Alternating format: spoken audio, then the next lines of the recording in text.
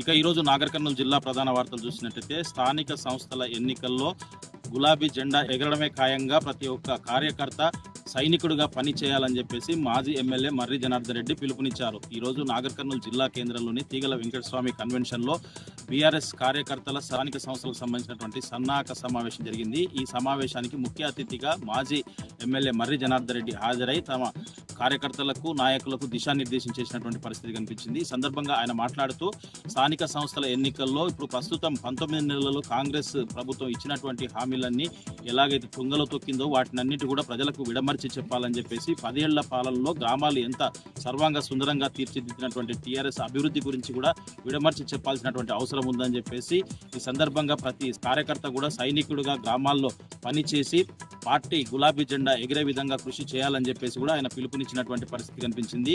కాంగ్రెస్ ప్రభుత్వం అధికారంలోకి వచ్చాక పోలీసులు అధికారం ఉందని చెప్పేసి విచ్చలవిడిగా ప్రవర్తిస్తున్నారని చెప్పేసి కొంతమంది పోలీసులు అయితే అక్రమ కేసులు బనాయిస్తున్నారని చెప్పేసి ఈ కేసులకు వేటికి కూడా ఎవరు కూడా కార్యకర్తలు భయపడవద్దని చెప్పేసి వారందరికీ కూడా పార్టీ కార్యకర్తలకు పార్టీ క్యాడర్కు పార్టీ బీఆర్ఎస్ పార్టీతో పాటు బీఆర్ఎస్ నాయకులము తాను అండగా ఉంటామని చెప్పేసి కూడా ఆయన భరోసా కల్పించినటువంటి పరిస్థితి కనిపించింది. ఎన్నికలు ఎప్పుడు వచ్చినా కానీ కార్యకర్తలంతా కూడా ఎన్నికలను ఎదుర్కొనేందుకు ఎన్నికల్లో గెలిపే లక్ష్యంగా పనిచేసేందుకు సిద్ధంగా ఉండాలని చెప్పేసి మాజీ ఎమ్మెల్యే మర్రి జనార్దన్ రెడ్డి పిలుపునిచ్చినటువంటి పరిస్థితి కనిపించింది.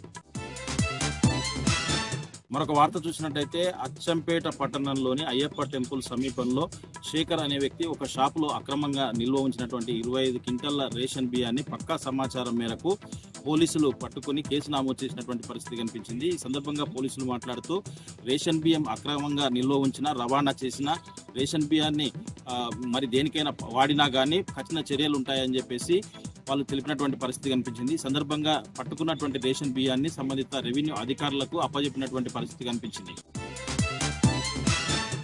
మరొక వార్త చూసినట్టయితే నాగర్ కర్నూలు జిల్లా కేంద్రంలోని బీసీ గురుకుల కళాశాలలో ఈరోజు న్యాయ సేవ అధికార సంస్థ ఆధ్వర్యంలో న్యాయ విజ్ఞాన సదస్సును ఏర్పాటు చేశారు. ఈ కార్యక్రమానికి ముఖ్య అతిథిగా లీగల్ సెల్ అథారిటీ కార్యదర్శి నసీం సుల్తానా పాల్గొని విద్యార్థులకు పలు న్యాయానికి సంబంధించినటువంటి న్యాయ వ్యవస్థకు సంబంధించినటువంటి సూచనలతో పాటు వాళ్ళకు ఆదేశాలు కూడా ఇచ్చినటువంటి పరిస్థితి కనిపించింది. దీనికి సంబంధించి విద్యార్థులు చదువుకునేటప్పుడు ఎట్లా ఉండాలి, తర్వాత రాబోయే రోజుల్లో సమాజంలో ఎట్లా మెలగాలి, ఎట్లా సత్ప్రవర్తనతో ఉండాలని చెప్పేసి కూడా ఆమె పలు సూచనలు చేసినటువంటి పరిస్థితి కనిపించింది. దీనికి సంబంధించి గురుకుల కళాశాలకు సంబంధించినటువంటి వసతులు, మౌలిక వసతులు ఏ విధంగా ఉన్నాయి, భోజనం ఎట్లా అందుతుందని చెప్పేసి కూడా ఆమె అడిగి తెలుసుకున్నటువంటి పరిస్థితి కనిపించింది. ఈ సందర్భంగా విద్యార్థులందరూ కూడా మంచిగా చదువుకొని భవిష్యత్తులో మంచిగా ఎదగాలని చెప్పేసి కూడా ఆ నసీం సుల్తానా సూచించినటువంటి పరిస్థితి కనిపించింది.